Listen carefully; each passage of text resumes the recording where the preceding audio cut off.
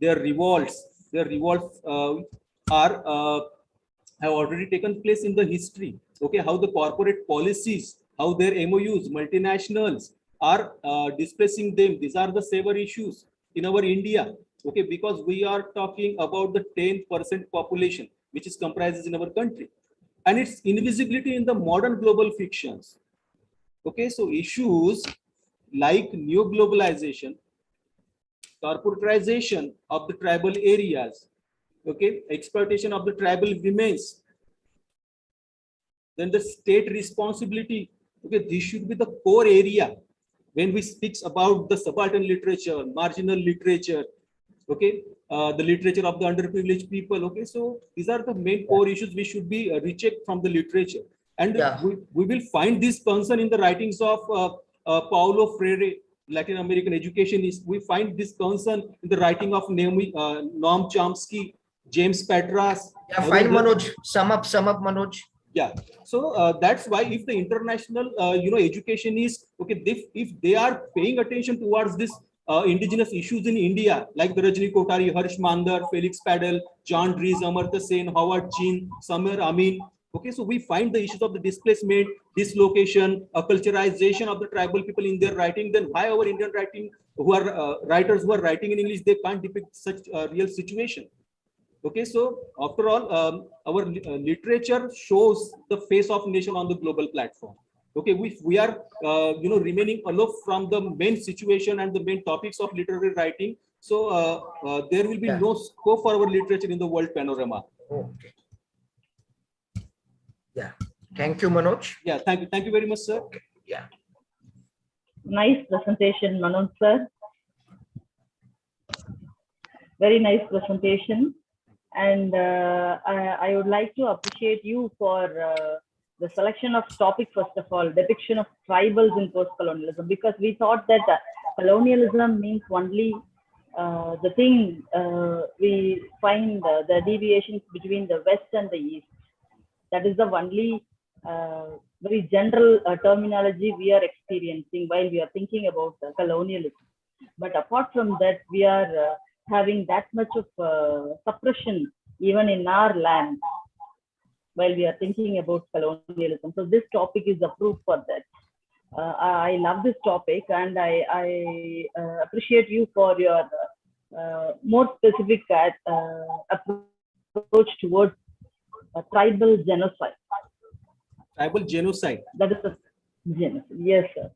Yes, sir. That is an appreciative one, because you have mentioned the exploitation of tribal women, particularly, more specifically their health issues too.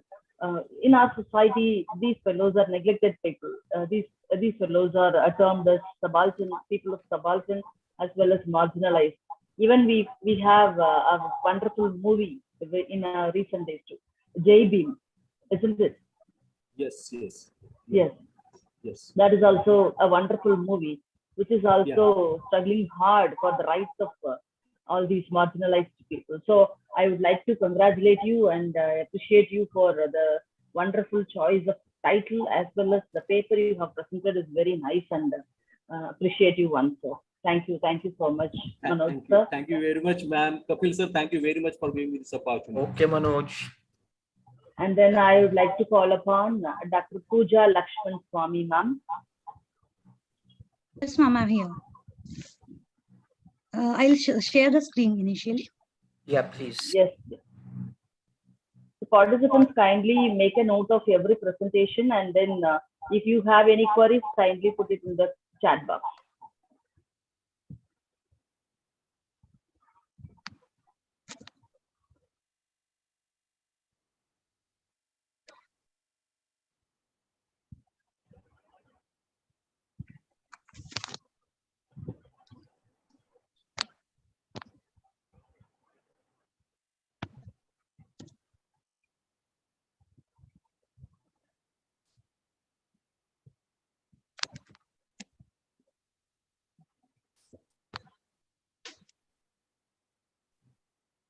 So is the presentation visible? Yeah, ma'am. Yes. Yeah, it's shared. You may start.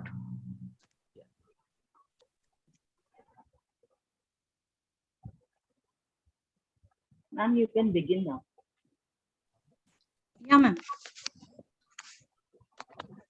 So, good afternoon, ma'am. Good afternoon, sir.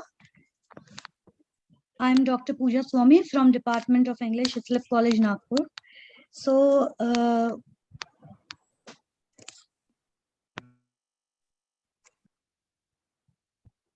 when I was exploring the area to be presented, I came across this new topic, digital diaspora.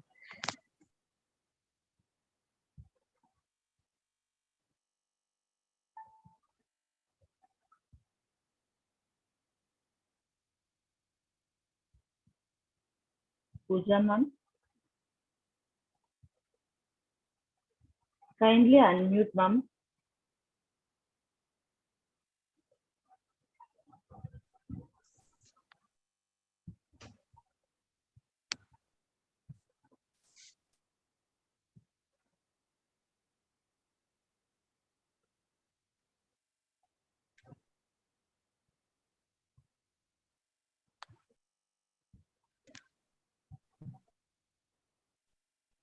Yeah, Pooja ma'am, are you facing any difficulty? Hello.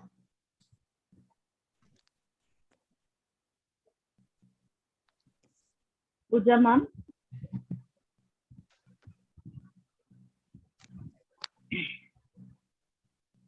I think she unmuted, sir. Yeah, she has unmuted. But are we reachable to her? But she is not responding at all.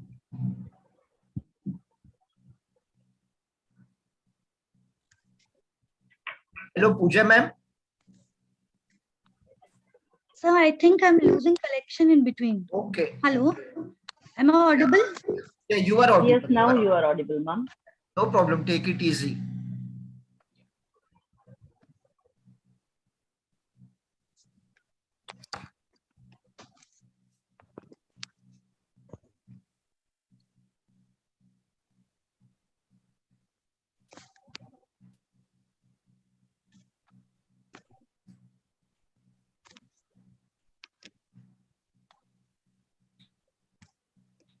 Hello. Yes, ma'am, you are audible. You are audible. Yes. Yeah. The screen is shared. Yeah, Kapil sir, if you give me a chance, can I come back within 2 minutes? I would like to change my mode. Yeah, I would like to please, change my please. mode of network. Okay, okay. We are waiting. Yeah, thank you. Take your time. Yeah.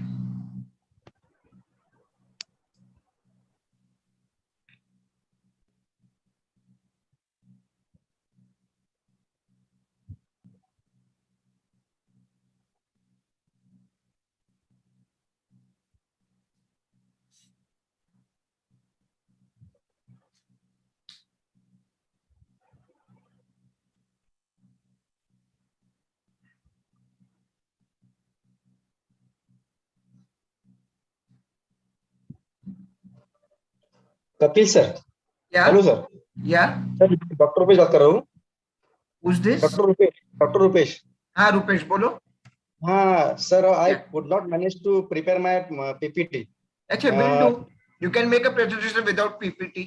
No problem. Okay okay Yeah. Okay thank you sir thank you I will submit the PPT in 2 or 3 days हाँ हाँ. Okay. Okay okay thank you sir So I think, Kapil, sir, you are more convenient to all of them. Sir, ma'am, can we move on to Abhirami? Pooja ma'am. Sure, sir. Abhirami, are you ready? Yes, sir, I'm ready, but can you, I don't see the option to share right now. Acha. Should I share it? Yeah, you are a co-host. Okay, sir. Perhaps Pooja ma'am might be sharing it. That's why you are not getting that option. No, now it's visible. Sure, sir, Yeah. so shall So we I can share and start? Yeah, ma'am, please. Okay, sir.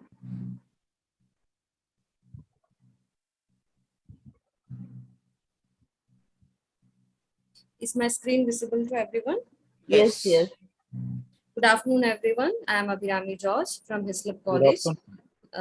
This is the topic, Aggrieved Entitlement, White Rage, and the movie Joker. So the backstory here is that this is the one movie that I could watch before the lockdown started. It was released in 2019 and it left a big impact on my mind when I saw this movie on screen. And I felt now that I have a chance to present something like this, I would utilize it. To avoid altogether any confusion regarding which movie I'm talking about, I have included a picture in the next slide. Let me see. This is the next slide. Joker, that was released in 2019, produced by Todd Phillips, and it's based on DC Comics character. It has a set. I mean, it's got Gotham City as the background, and there is this character, the Joker, and it stars Joaquin Phoenix, set in 1981. This character, okay, Joaquin Phoenix plays the character Arthur Fleck, as you can see. Arthur Fleck, 1 second. Okay, Arthur Fleck, and the trajectory it follows. This character Arthur Fleck is, who is this character? He is a failed clown, and he aspires to become a stand-up comedian. So the movie follows this character who has failed as a clown, who has certain aspirations to become a stand-up comedian, and gradually we see his rapid descent into insanity. And this in turn inspires a violent revolution. He leads this violent revolution against the wealthy in the decaying Gotham society. Now, Gotham society, an example would be our Malgudi, the Malgudi days, Malgudi. So it's a fictional city with lots of villains, certain wealthy characters, and every movie focuses on a certain kind of fight. So in this movie, you will see that it is Joker or the character Arthur Fleck who has failed in his life as a comedian or as a clown, and rapidly he falls into insanity, and then he leads the entire crowd into a violent revolution against the wealthy in the city of Gotham. So what's my issue with it?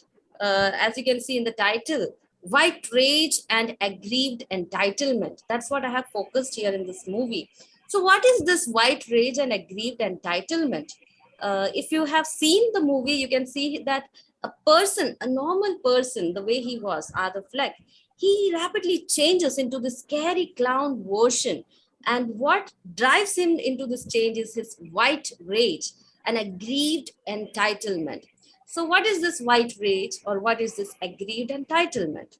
If you go back into history, you'll see that in America, historically, the white men have been the dominant group. And I would like you to focus on have been. So that's the main issue. So white men have been the dominant group in America. However, what happened? Over time, the society moved towards beautiful ideals, beautiful goals of equality. And the other group, or what we would say the marginalized groups, they started to get certain opportunities. So we have in the background America, which was dominated by white male. However, over time, the marginalized groups started getting opportunities. And what happened post these opportunities is that the white men responded to these marginalized groups getting opportunities with rage. So they felt that the progress which was made by the marginalized people was a personal attack on them. It was a personal attack on them. It was an attack on their existence. It was an attack in their identity. They felt threatened in every sphere. And what else is driving this rage is that they had this feeling of entitlement. And now they feel that they're entitled, the things that they were entitled to, that is being robbed from them. So that was their main issue. So this is the driving force behind white rage and the aggrieved entitlement. They believe that whatever they are entitled to, that is being forcefully taken away from them by this marginalized group. They are being robbed.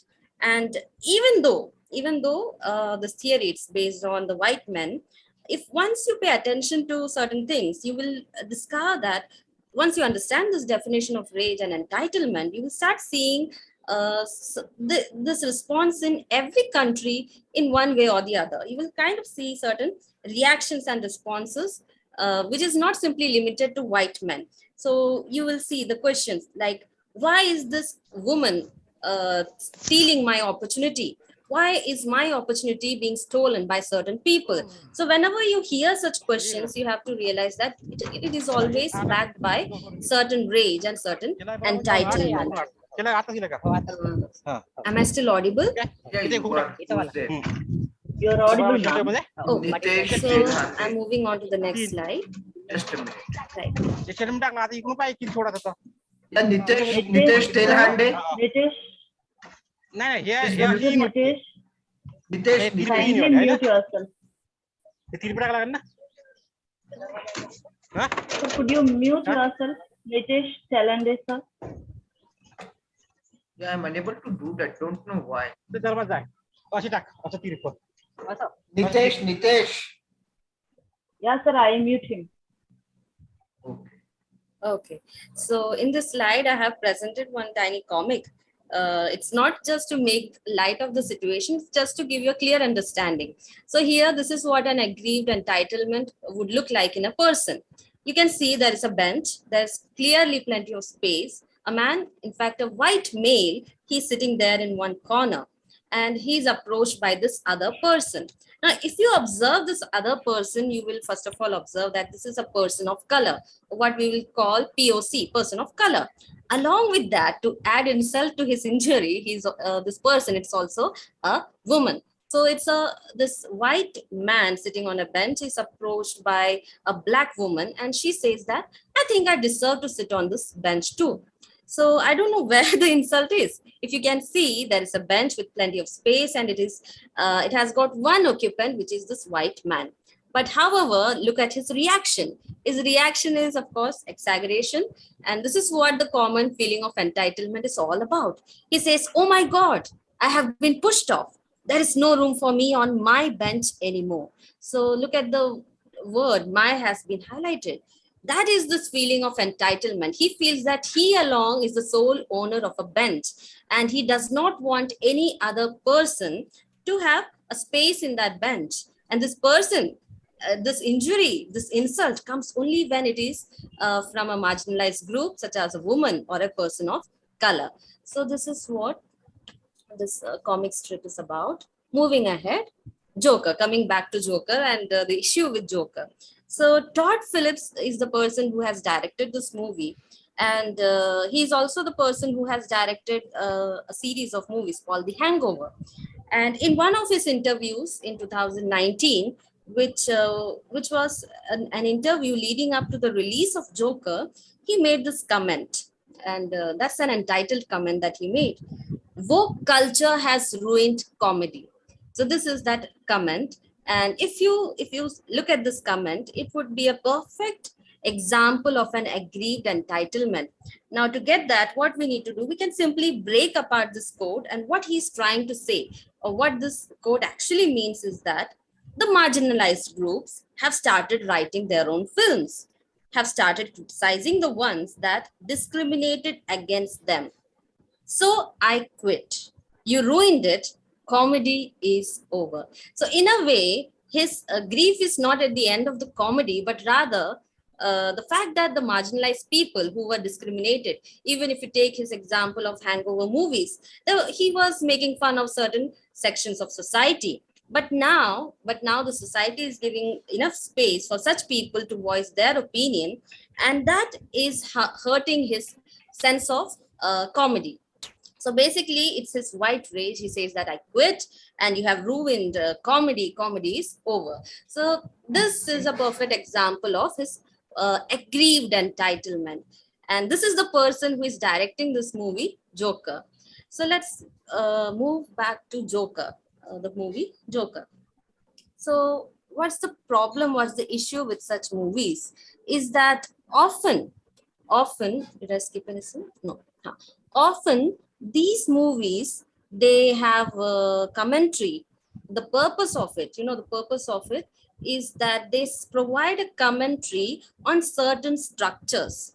So these protagonists in the movies, they are not actually talking about, they are not wanting to put blame on the marginalized group of women. Rather, their blame is on certain structures. certain structures, like if we want to name certain structures, their commentary would be on patriarchy, their commentary would be on capitalism, their commentary would be on white supremacy, on consumerism. In case of Joker, it was also about healthcare. So these movies are rather trying to make a comment on certain structures and how these structures breed loneliness, breed dissatisfaction. So that is what they are trying to show. It's not, in fact, it's not unlike the popular belief. Such movies are not blueprints for violent men. Rather, they are commentary on certain structures which breed loneliness, which breed dissatisfaction.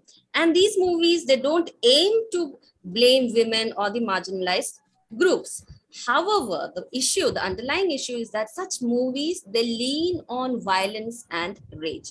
So which is why the dominant issue, the thing that they want to convey, it gets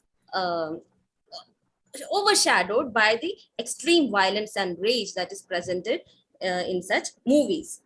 So while the men in the stories are in blaming women and they are in blaming the marginalized group for their problems, they are actually blaming the structures that negatively harm everyone, the structures. But these films, they tend to lean on violence, so much so that the message, that the underlying message gets lost in the noise. And therefore, what happens is that these movies, they get recontextualized in order to fit the narrative of the white male, the raging white male. And what they see is that what they want to showcase their own narrative, which is others. The others are getting the spotlight at the expense of white male. So this is how that recontextualization happens.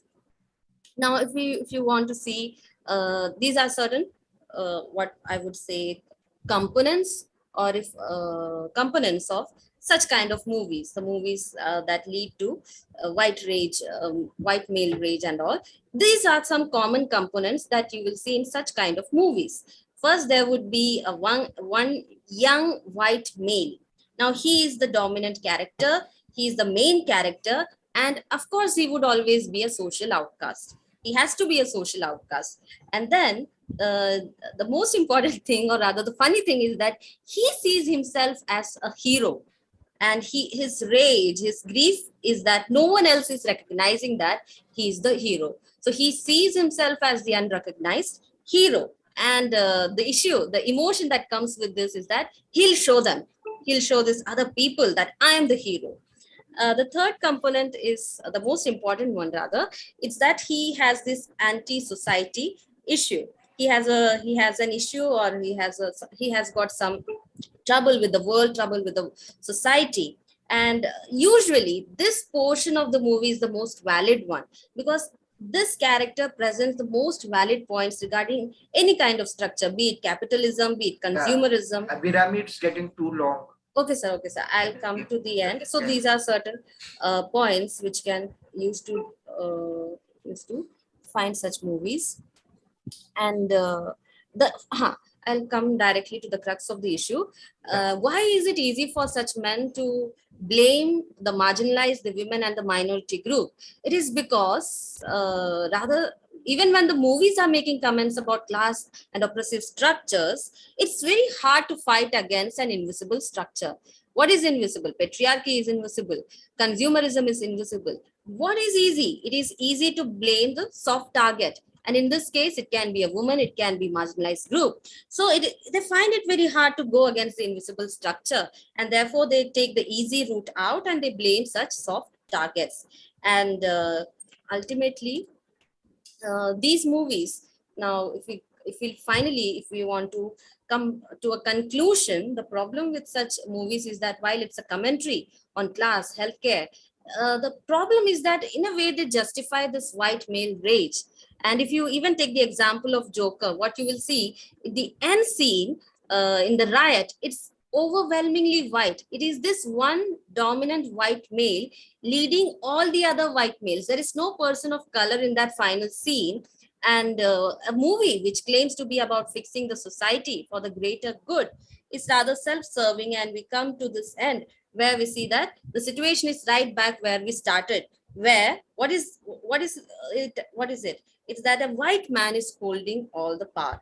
and therefore there is no solution to it. So with this, I come to the end of my presentation. Thank you, everyone.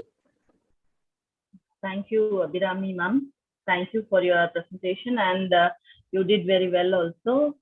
And your argument on the equality among the marginalized people in society justifies your paper.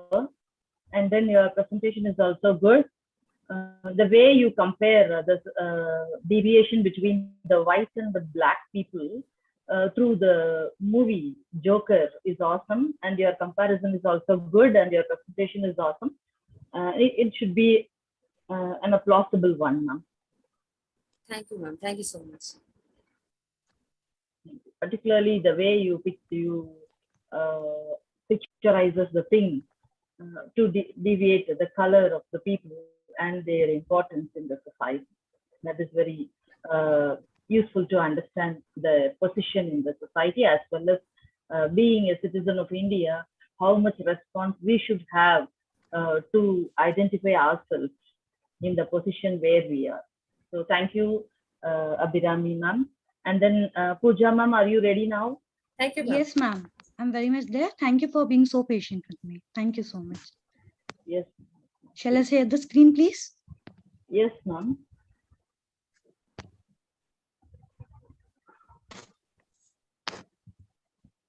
It is visible, ma'am. You can proceed. Yeah, ma'am. So as I started, I was wondering about the possible choices of topics for a presentation, which would have the theme of the refresher course reflected in it. I wanted to focus on my area of interest, that is diaspora, surely, but with something fairly new. So in my exploration, I came across this intersection of technology in the field of migration studies. Academic research on migration and the use of new media constitutes a growing field. The first studies dealing explicitly with the field appeared in the end of the 1990s. Though it has become an established research area with the impact and importance of the new technologies for migrants being well recognized. The field lacks in-depth research specifically in relation to South Asian diaspora, which led me to explore this entity called digital diaspora. So before defining the terrain of digital diaspora, I would just briefly outline what diaspora is, what constitutes the idea of diaspora. So as far as the conventional meaning of the diaspora is concerned, we could easily say that the movement of people across national borders is referred to as international migration, which is often associated with the emergence of ethnic minority communities. These socio-cultural experiences associated with migration and also different forms of displacement could perhaps be most appropriately captured by this concept, diaspora. So diaspora basically is an umbrella term. It's talking about the etymology of the word diaspora is derived from the Greek word sparrow, to sow, and the preposition dia, over. So its literal translation is to sow over. If you see the slides, the image of the flower, that is also defining the word diaspora. That is also encapsulating the entire meaning of the word diaspora, because it remains constant, but it is scattering at the same time simultaneously. So going ahead, giving the idea of diaspora in a nutshell, I would like to quote this seminal diasporic theorist called William Safran. He's an authority on diaspora. And in his book, Diasporas in Modern Societies, Myth of Homeland and Return, he has given few points to classify a particular community as a diaspora. They are dispersal from center to two or more peripheral or foreign regions, retention of a collective memory, vision, or myth. Belief that full acceptance by the host country is not possible, resulting in alienation, regard for the ancestral homeland as the true ideal home, and place of final return. Commitment to the maintenance or restoration of safety and prosperity in the homeland. And last, personal relations to the homeland in an ethno-communal consciousness. Now that we have established this prerequisites of a diasporic community, I go ahead with what this new age diaspora, that is digital diaspora, is. So new age diaspora is the notion of diaspora in connection with recent advancements in communication technologies, which have led to the proliferation of new virtual formations and of digital diasporic networks. Technology has been progressively nurturing diasporic networks. The appropriation of ICTs and new media environments have become a very ubiquitous feature of everyday life in migrant groups, especially during this unprecedented, unparalleled sort of pandemic crisis. It has assisted recent immigrants and diasporans to remain in touch with their loved ones, also to retain social bonds to their homeland and psychological links to their identity. In fact, the impact of technology since the outbreak of the pandemic, it was there even before, even previous to this, but more so after the outbreak of the pandemic, it has further eradicated boundaries and helped in the creation of new diaspora groups, which offered support, connectivity, and valuable information to communities in need. So, what exactly is this digital diaspora? Uh, if we go in to define it in a single sentence, it could be called a virtual community of people from the same country of origin that share through the web a common cultural background, set of symbols, and common history. The explosion of digital information and communication technologies has influenced the various aspects of contemporary life that explored the personal, familial, and social impact of modern communication technology on populations throughout the world. It could be either European, Asian, African, Caribbean, or maybe Latin American immigrants. The intersection of this technology with diaspora is the entire idea behind the presentation. So the notion of digital diaspora is not one dimensional and has different takes on the interconnected world. The interconnected world, it could be called e-diasporas, net diasporas, or web diasporas, and sometimes online diasporas as well. These are all seen as a part of a media ecosystem in which online and offline activities are accounted for differently. What it suggests is disciplinary or media specific differences which have emerged from science and technology studies, or maybe media communication and migration studies.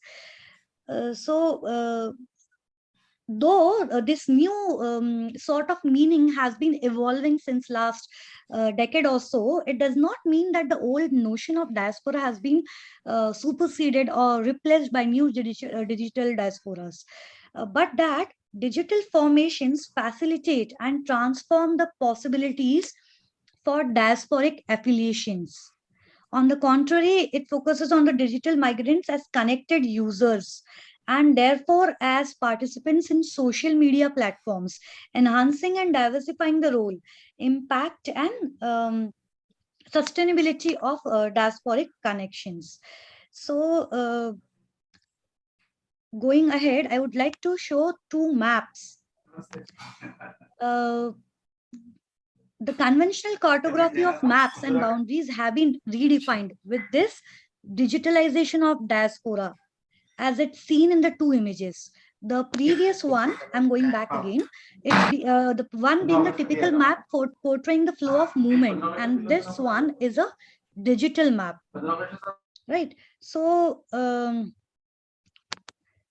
I would like to quote one theorist here, Manuel Castells. He says, states' borders have been replaced by networks of flows. Castles recognizes that something new in the sense its technology has created new patterns of global interconnection. So the ubiquity, speed, and instantaneousness of connectivity, everything at the speed of a nanosecond, maybe. Yes. So that is allowed by new digital technologies. This has changed the way in which migration is experienced and distance is mediated. Migrants have created communities of belonging to reaffirm connections with their homelands, but also to establish new relations in the host countries and across other ethnic diasporas. They do so by using major social media platforms like Facebook, Twitter, Instagram, YouTube, and it could be more specific apps like WhatsApp, WeChat, or maybe FaceTime. Um, these applications, they not only reconfigure how formations online are realized and organized, but also how the experience of belonging is effectively conveyed through new forms of immediacy and proximity, closeness.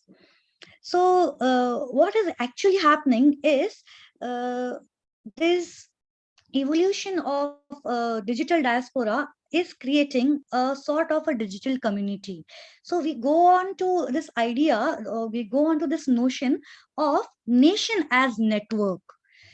So the classic definition, which was coined by Benedict Anderson, as nation being an imagined community, it becomes more elastic today than ever before because of the technological advancement we are seeing. So no longer the image of the nation is seen as a bounded community imagined on a larger scale. Uh, but it is less clear what the boundaries of national territories enclose or exclude. So national borders are now malleable, they change. And relations, the kind of international relations one had earlier, which were once rooted in national territories, they are increasingly spanning borders. So this is because the impact of information technology has changed our perception of boundaries and identity, which are no longer linked to geographical demarcations and physical markers.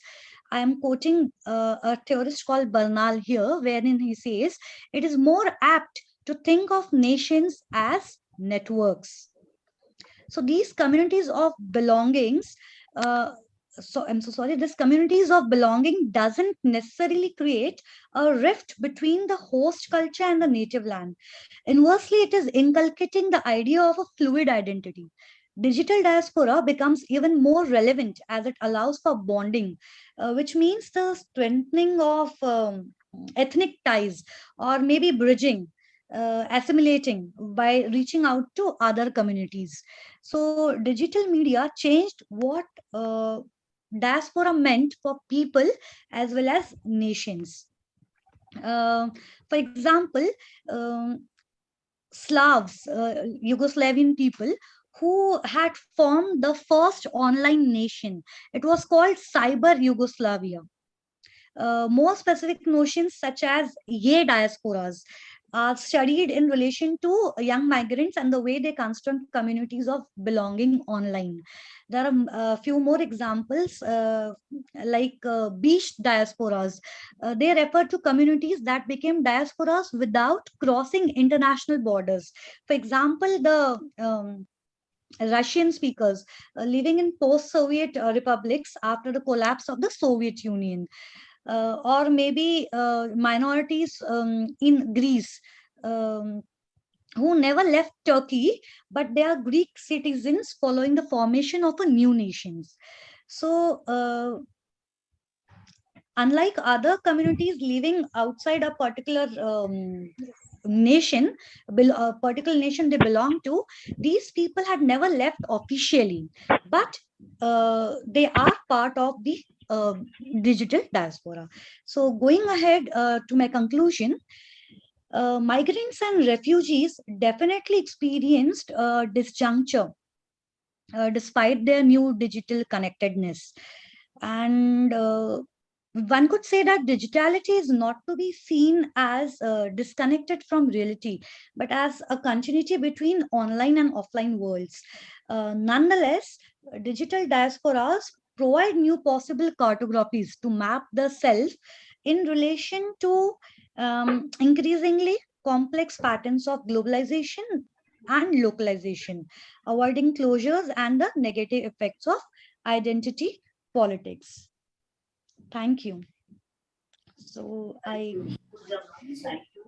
Very nice presentation, Pujama. And as I mentioned in my presentation, there is a hybrid mode for each and everything we are facing in this modern scenario, both offline and online. So your presentation is a new venture. It starts the light on digital diaspora. And through your presentation, we can understand that how the new digital connections are happening in modern scenario, as well as the way you are describing what the digital diaspora is, also very comprehensive, and how digital, that means how technology nurturing the diasporic culture is also well explained in your presentation. So in total, I appreciate you for your new light on digital diaspora, on the need of the art. So thank you so much, ma'am. Thank you for your presentation. And I would thank like you, to ma'am. call upon, yes, thank you. Thank you for valuable Next, comments. Thank you so much. Ashwin Malan Patel, sir. Yeah, ma'am. Are you ready, sir? Yeah, ma'am. Yes, please, sir.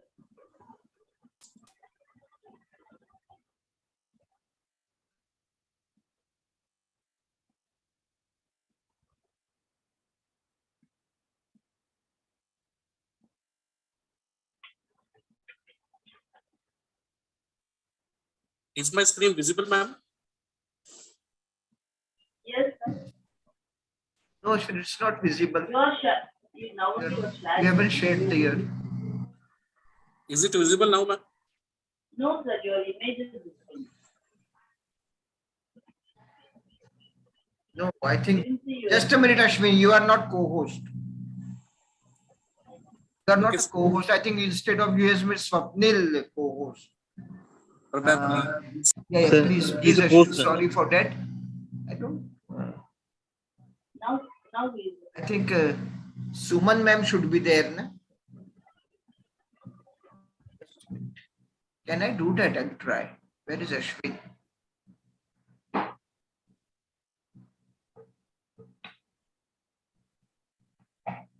Ashwin.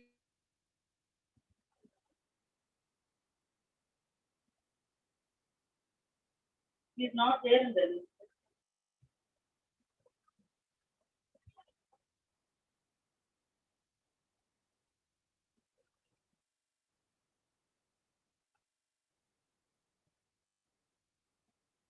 Kapil sir, unmute yourself.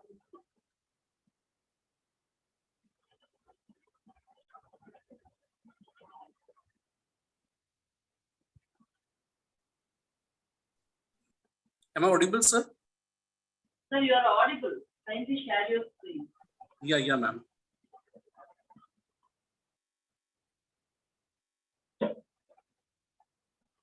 Ma'am, it's saying only one host can share in this meeting.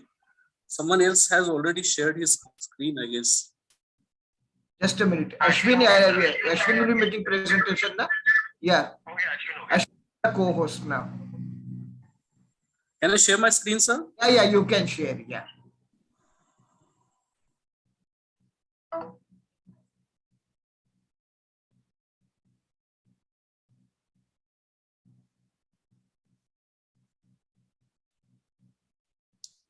Is my screen visible now, sir? No, Ashwin.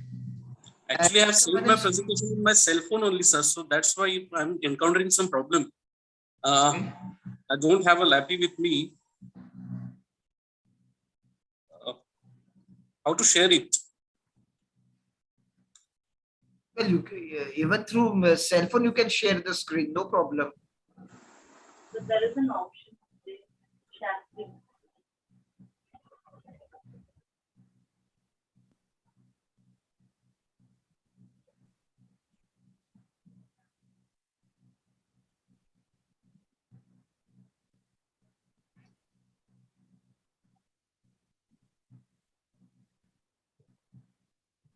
don't really understand, sir, how to share it, because this is for the first time I'm making presentation on my cell phone.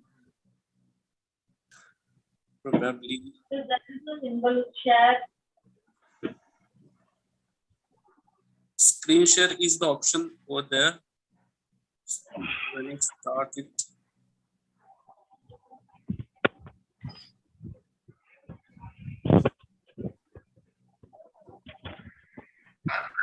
Mangala Tomar. Yes, sir. Hello, am I audible, sir?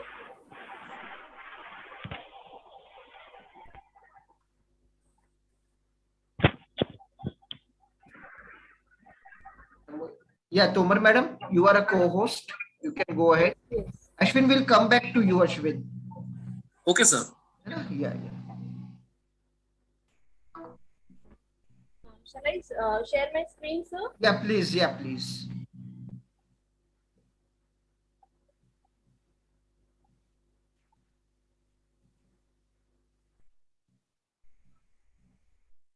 Is it visible, sir? It's not. Is it visible, sir? No, ma'am, it's not. Not visible, but I've shared it, sir. Yeah, just a minute. Am I the co-host? Not visible, ma'am. Am I the co-host, sir? Yes, you are a co-host only, ma'am. I've shared it, sir.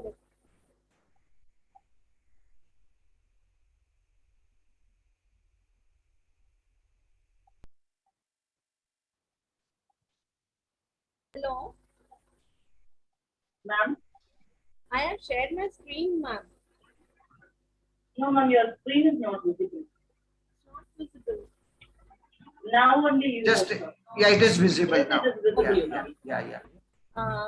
Good afternoon. Ashish all. देख Rupesh Am I Reddy तो audible, screen sir? Share करने वाले नहीं है Adam, Yes, you am are I audible. बाकियों को okay. बना Shall I के start? Kapil sir, kindly mute yourself. Hello. Ma'am, you can proceed. Okay. First of all, I would like to thank for giving me this opportunity. I'll move ahead with my topic. That's my presentation. My topic for today is signpost words. Signpost words that make your talk very effective. Now, before moving towards the presentation, I would like to tell, or I would like to give overview what I would be speaking about. I would be speaking about what is communication, the communication process, the process and its purpose, the spoken and written medium of communication, writing effectively. We can write effectively using signpost. Then I would be dealing with the main topic, that is what is signpost, why do we need to use them, and when and where to use them, how do they help us to improve our presentation talk. Now moving ahead with the next, that is yeah Toma ma'am, excuse Yes. me Toma, can we directly come to signpost? Okay, fine, Yeah, we fine, can sir. skip over communication Yes, part. yes, sir. Yeah, please, sir. So moving ahead with the main topic, that is what is signpost. Now, as it is visible on the slide, the signposts are also called transition devices or transition words. For example, therefore, as a result, however, in fact, but are known as signposts. All of you are aware about the traffic signals which are there on busy roads, which everyone follows. So in the similar way, I can put that signpost tell the readers or the listeners to watch out for a change in the direction for the talk. Either it can be in the direction of a talk, either it can be in the presentation or in a written piece of work. Moving ahead, what are signposts? Signposts can be words, they can be phrases that outline or structure the process of your writing or your talk. They guide the listeners that where they have to move, how they have to move during the presentation. As I've told that, they tell the listeners what has happened so far and what is going to happen further. Moving ahead with the next slide. What do signposts do? Signposts add information, make comparisons, show contrast, emphasize, show cause, effect relationship. They illustrate a sequence and they show a conclusion. Next slide. On the slide, there are certain words which are used as signposts. For addition, we use furthermore, in addition, moreover, also, in addition to, as well as, and another. For example, if we have to make a sentence related with furthermore, you can write, or you can say in this way, you can talk in this way: he skillfully took charge of the event and furthermore, he stayed late after it. So, in addition to this, in writing, in addition to writing, she was good in spoken aspect also. Moving ahead with the next signpost, which we can use is for contrast one. For contrasting anything, we can put with the signpost words such as however, nevertheless, still, but, yet. For example, if I have to use the word but, I have no choices but to eat what they serve me. The next one, this was for contrast. The next signpost, for showing similarity between two things, we can use the words such as likewise, similarity or similar to. Most of the students or the teachers use it, but likewise, like, just as. Moving ahead with the next one, to emphasize anything, above all, chiefly, especially, in particular, particularly.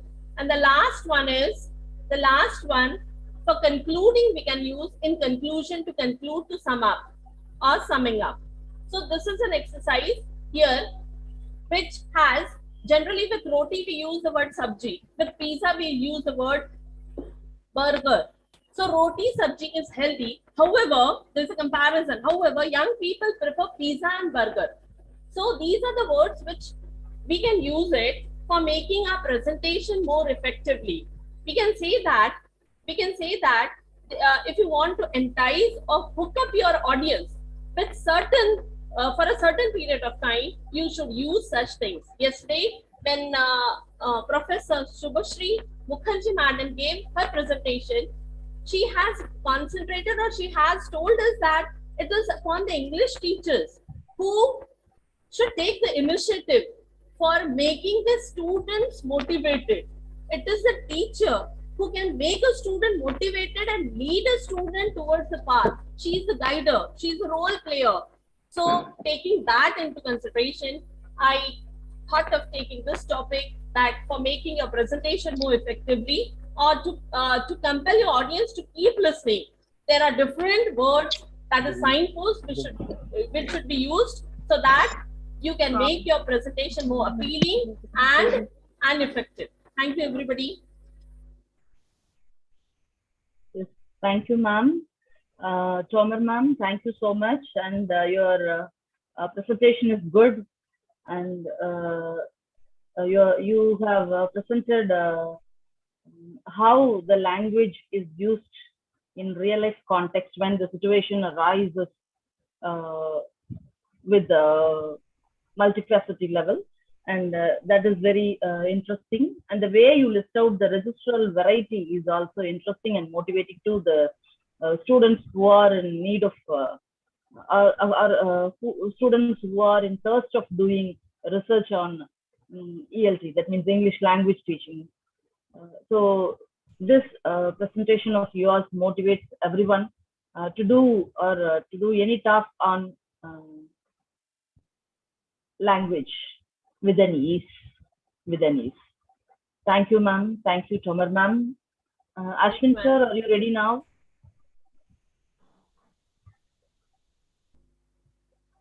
Yeah, Ashwin. Yes, sir. I will try to share my screen again. Yeah. It's you're sharing it. It was there. Was that not yours? Okay.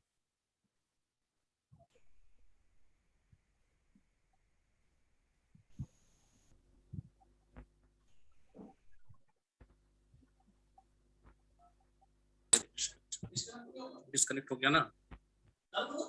Yes. No. कोई problem.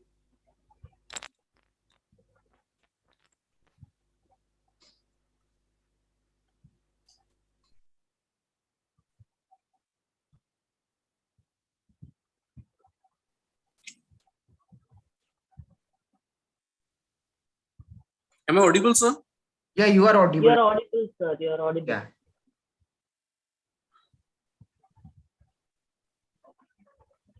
I really find it difficult to.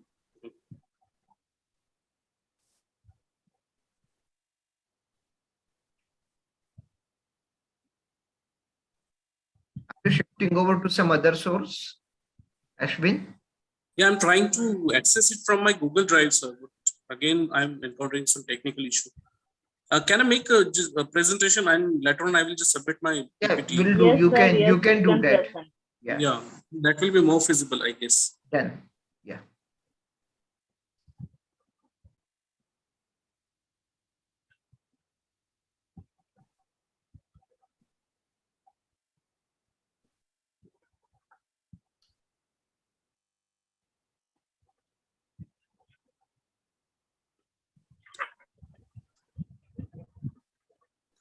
Okay, so the topic of my presentation is Dandar. As a traditional folk theatre of Jadipatti.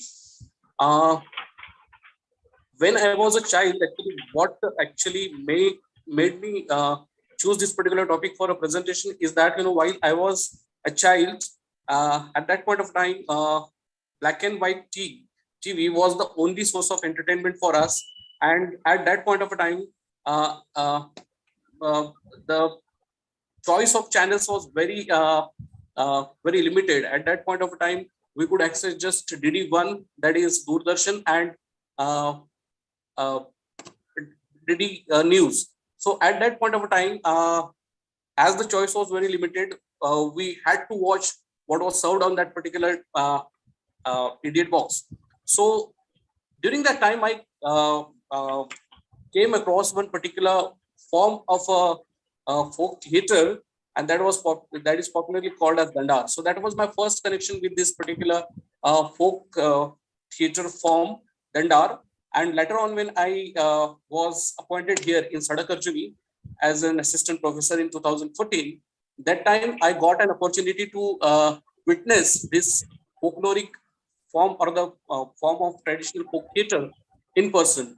So later on, I just kept on. I mean, for the past 8 years, I've been witnessing this particular folk theater form of Dandar, which is very much popular in Jadipatti. Now, it's very important to understand the concept of Jadipatti.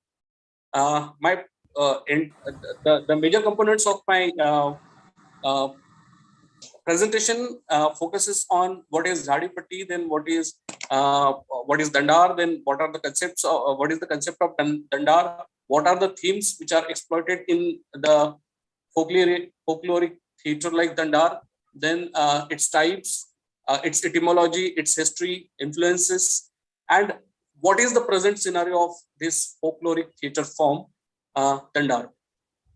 So if we just take a look at Jadipatti, Jadipatti is a very diverse area, and which is very much, which comprises of 4 major districts, which fall in eastern part of Vidarbha, namely Bhandara, Gondia, then Chandrapur and Gadchiroli.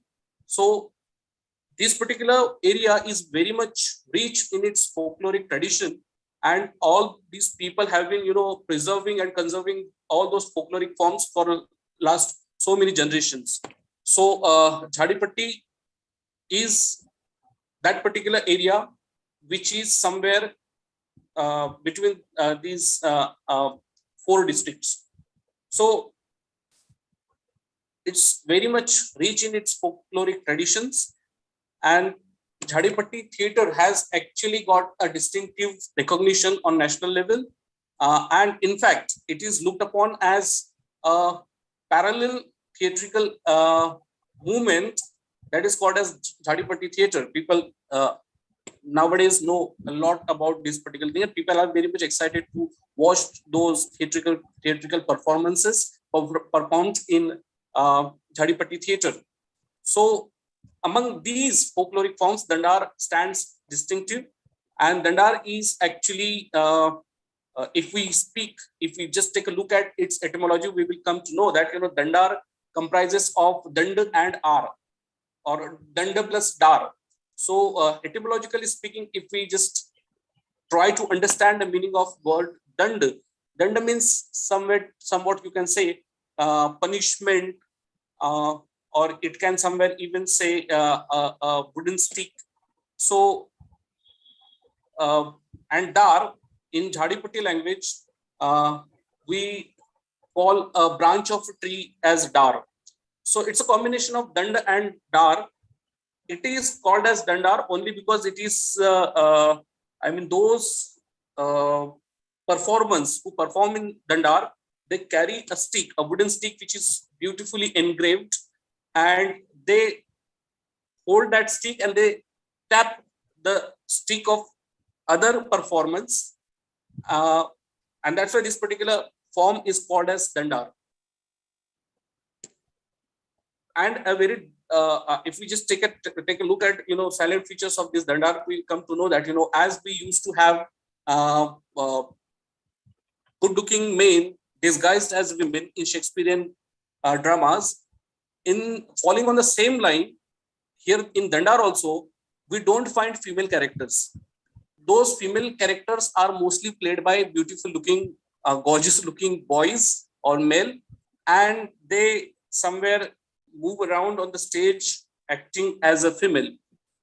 In the same way, falling on the same line with that line of Shakespearean dramas, here also we have, I mean, as we used to have jester or clown there in Shakespearean dramas, here in dandar also we have a person who is a comic character, actually a humorous one. He is known as Songada.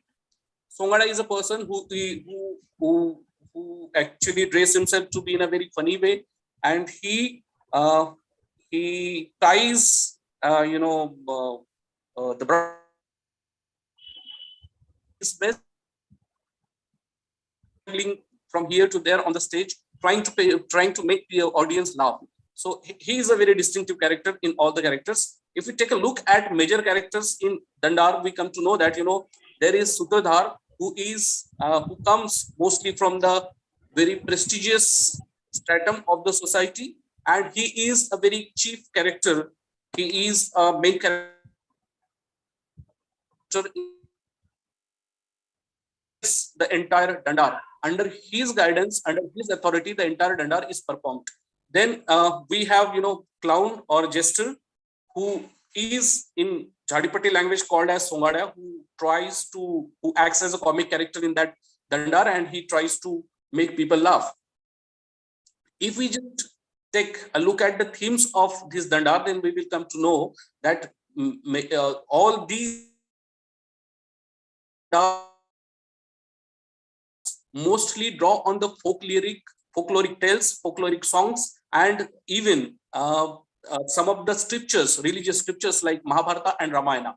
So if we take a look at what are the types, I mean, there are two bifurcations or two types on which this dandar is divided into different types. So first type goes according to the form of the dandar.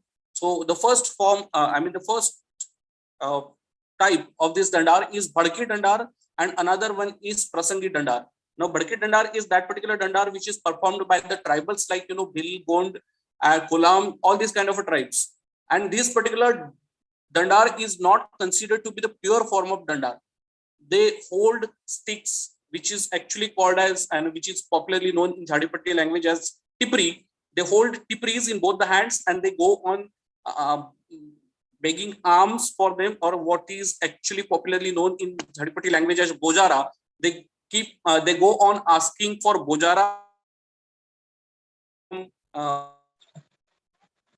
in the society. So this particular form of dandar is not considered to be the prestigious form of dandar. Then there is another dandar, that is Prasangi dandar, which is performed on each in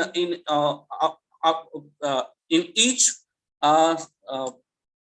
particular festivity that is called as Mandai Utsav. I mean, this Mandai Utsav is celebrated each year after the festivities of Diwali are over. All those people who have gone outside of the district, they come back to the district, and they just to witness the festivities of Dandar.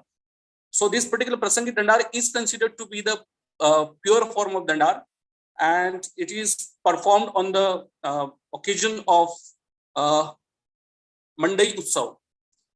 Now, according to the performance, we classify Dandar into two types, which is called as Khadi Dandar and Baiti Dandar. Now, Khadi Dandar is the one that is performed by all those performance standing on the stage, and Baiti Dandar is performed by all those performers being seated on the stage. So this is the difference according to the performance and according to the form of the Dandar. Now, if we just to take a look at the performance of Dandar, we come to know that it is very much typical. I mean, it follows one particular pattern. Now, each Dandar is classified into two acts. The second act followed by the first act.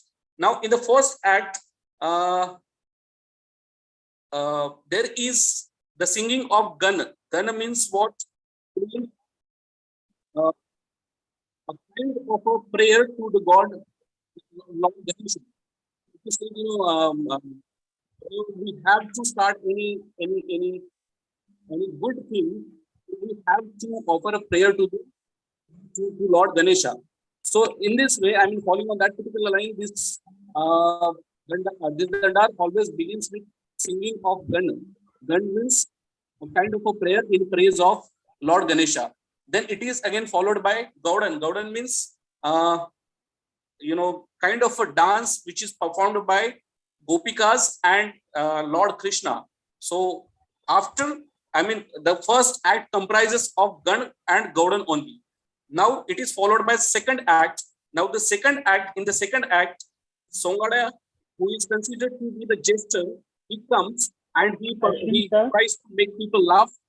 Like after Songada has entertained the audience, there is, I mean, it takes a dramatic shift, and all of a sudden, people are diverted towards those incidents from the lives of all those characters in Mahabharata and Ramayana. Now, if we just take a look at all those influences that went into the emergence of folkloric theater form like Dandar, then we come to know that this form of Dandar has some influences like Dashavatar or Dandiya. Now, Dashavatar is the folkloric dance that is performed in Konkan or Ratnagiri part of Maharashtra, and Dandiya is a very famous dance which is performed there in Gujarat. So, as all those performers in Dandar, they carry a kind of a stick. Sticks on the sticks. They take a round on this particular dance is being influenced by Dandar. Ashwin sir, could you sum up, please? Yeah, ma'am. If you just take a look at the dance, this particular folkloric form, then we come to know that this is very old form. It dates back to 12th century, and at that point of a time, Mukundraj was the earliest Marathi poet, and in his Vivek Sindhu, we find a reference of Dandar. So, if we just take a present look of this particular folkloric, then we come to know that it is struggling hard to survive, and it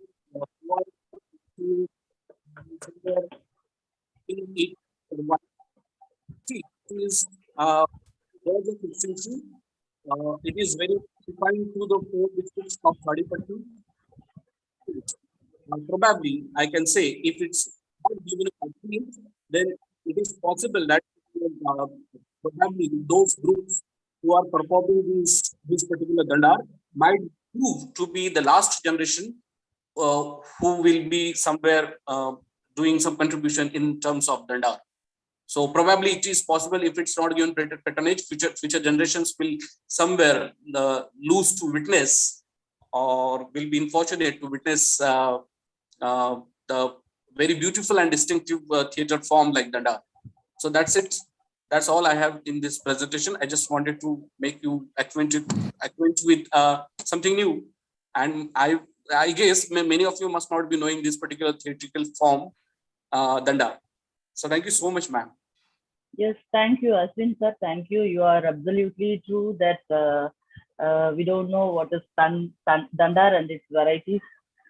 You have presented very new perspective on folkloric literature through Dandar and its varieties and its features too. So through your presentation, you prove that we have orature to highlight the societal values along with the literature through its different genres. So your presentation is unique and that is to be noted too, sir, to highlight such remote culture and its practices through its varietal folkloric context. Thank you so much. Thank you so much, ma'am. Actually, unfortunately, I was not able to share my screen. Otherwise, I would have shown you. No issue, sir. Your presentation is good, sir. No issue. No issue. Okay. Thank you so much, ma'am. Thank you, sir. Thank you. And now I would like to call upon Rupesh Prakash, sir.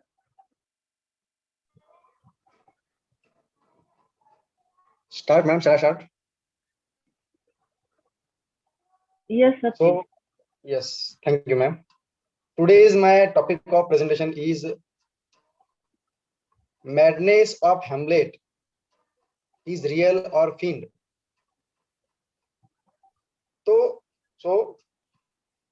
one of the contemporary of Shakespeare, Ben Jonson, writes in one of his poems for Shakespeare that he was not of an age. He was not of an age, but for all times. Means that he writes with unsurpassed beauty about the things that unite humanity across all ages and all cultures. So, Hamlet is considered to be the best tragedy of Shakespeare. The Prince of Hamlet, the Prince of Denmark, is the protagonist of this play. He is a very complex character. His madness in the play is a contradictory issue. On this issue, the critics of Shakespeare and characters of the play are divided in their opinions. Some critics are of the view that Hamlet is really mad. Some others say that his madness is mere pretense. Is Hamlet's madness real or fiend? This question demands discussion. To know the answer of this big question, it is essentially to analyze and evaluate the major incidents of this play. Fiend madness. First of all, it should be noted that the feeling of madness is a part of the revenge tragedy.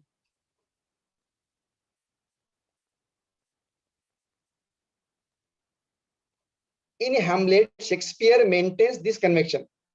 Hamlet is sane. Hamlet is sane throughout, but feigns insanity. Some important critics like Dodden, Richardson, and Wilson Knight says that Hamlet's madness is not real, but it is pretense. Some other calls it as crafty madness, as Polonius, one of his speech, marks this incident. Some of the important characters like Claudius and Polonius always suspects his madness through his various statements, speeches, and soliloquies. Hamlet himself accepts that he is not mad. He is not mad. We can find his acceptance in the following statements. Once he says to Horatio, as I perchance hereafter shall think meet to put an antique disposition on, that I have uttered, bring me to the test, and I, the matter will revolt, which madness would gamble from. Hamlet assumes madness for various reasons. This is a defensive apparatus. It is to shift all suspicion from him. Thus, he assumes madness in order to be fool his uncle and other enemies. Real madness. Some important critics are of the opinion that Hamlet's madness is not feigned but real. They say that Hamlet is actually mad. According to them, if he feigns madness in the beginning, he become actually mad later on. Such critics have some ground for their beliefs. They refer to Hamlet's hysterical outburst in his interview with his mother and by the graveside of Ophelia. In the graveside, he says that I love Ophelia. 40,000 brothers could not be all their quality of love make up my sums. The murder of Polonius, his consent to participate in the duel with Laertes, and his behavior at Ophelia's funeral prove Hamlet is disturbed, but due to a lot of shocks. He receives 3 rude shocks. These rude shocks are the death of his father, the hasty remarriage of his mother, and the loss of his hope of inheriting the throne. Due to these shocks, he loses his mental balance. Sometimes he thinks of suicide also. We have the incidents in First Loki. The communion with the ghost of his father aggravate this situation. Coming to Bollywood, Vishal Bhardwaj was the man who made 3 movies which were based on Shakespeare. The first movie he made was Maqbool, which came in 2003. The second movie was Omkara, which was based on Othello. Maqbool was based on Macbeth. And in 2014, then came the Haidar, which was based on Hamlet. Tabu has played the part of Gertrude, and K.K. Menon played the part of Claudius, and the protagonist was himself, Shahid Kapoor. So, I would like to conclude. To conclude, Hamlet's madness is really a very difficult issue. Opinions are divided on this. Sometimes Hamlet appears as sane, and at the same times he appears as insane also. But when we minutely observe, we find that his madness is not real. On certain occasions, he does appear to be almost crazy, but it can be explained as a result of an excess of bitterness and melancholy. It is not indicative of madness. Hamlet's madness is feigned. It is a kind of defense mechanism. His madness has a touch of wisdom and method. All men of genius are mad.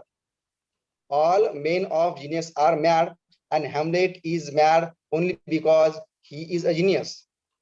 He is depressed and melancholy, and yet mostly he retains his artistic sense, wit, and his imaginative vision.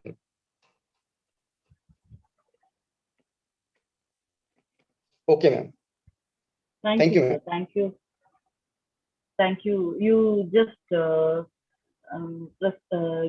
give a pictorial presentation, sir, by quoting the very famous lines from Shakespeare and comparing an important plays of Shakespeare with the movie.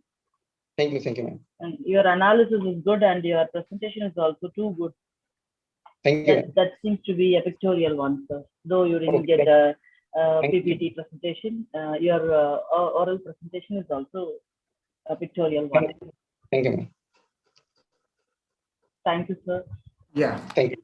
So just I have to make one announcement that for Mr. Ashwin Patil and Rupesh as well, their presentations will be considered valid only after submission of the PPTs. Huh?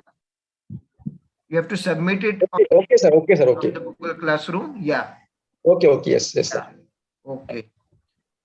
So Sir Kapil sir, my request is kindly share the PPTs of all these 6 presenters to me. yeah, ma'am. We will be sharing all the link. We will be sharing with everyone. It will be there on the. Okay, sir.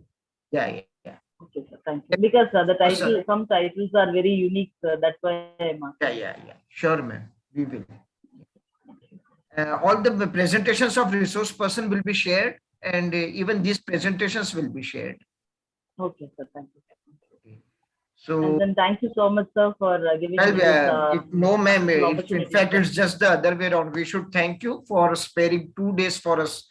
We know how busy you are. The other day when you made your presentation, you were supposed to prepare for NAC immediately after the presentation, I know. But still, and still you again somehow managed to be here for us as a chairperson for this session of presentations. So on behalf of the participants and UGC Human Resource Development Center of Rashtrasant Tukadoji Maharaj Nagpur University, ma'am. I'm thankful to you. I thank you for that, and hope the same kind of cooperation from you in our other endeavors as well. Thanks a lot, ma'am. And the presentations for the day is over, and so we'll stop here. Okay, sir. Thank you. Okay, ma'am. Thanks a lot. Shall I leave, sir? Yeah, ma'am. You may leave. Thank you, sir. Thank you. Thank you, sir. Thank you.